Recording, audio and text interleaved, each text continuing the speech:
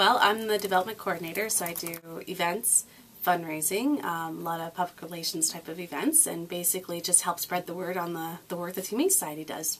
Well, right now, we just launched a new program called Operation Cat ID, which is all cats and kittens that are being adopted at the shelter are going home with a collar, as well as on the collar will be their tag for their microchip pet ID that they received before going home. It's all about pet identification.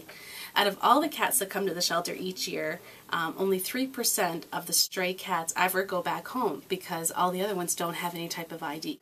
So a lot of the times they come through our system, they either get readopted to new homes, or sometimes they may not make it. So ID is so important to be able to get your pet back home if it gets away from you. Well, we just started, so it's hard for us to really calculate the results right now. Feedback we're getting from the public is very positive. In fact, we're actually getting donations specifically to keep buying collars for cats as well because people think so strongly of it and so happy for it. You'll see the staff, if they do a little happy dance, it's usually because there's a stray animal came in and they're microchipped. And we know that because that microchip is there, we're going to be able to get them back home. So it's always a good thing. Time will tell whether it'll show us a higher number of animals going home, which I do feel it's going to happen. But just that first step makes a big difference. The microchip ID is about the size of a grain of rice, maybe a little bit larger.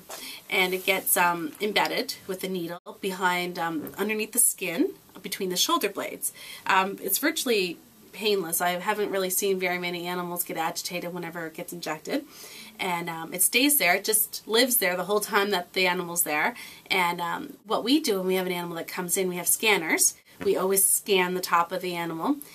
If a number pops up, we check our database to see if it matches with one of our animals.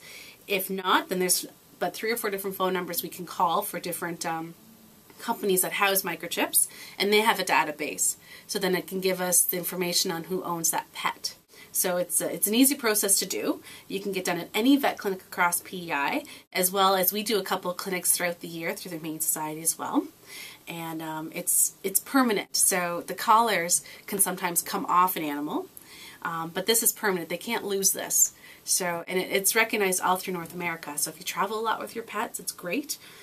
There's websites you update your information if you move. You can put emergency contacts. You can put your pet sitter's number on there. So there's always a way of getting a hold of someone who's responsible for that pet when they have a microchip.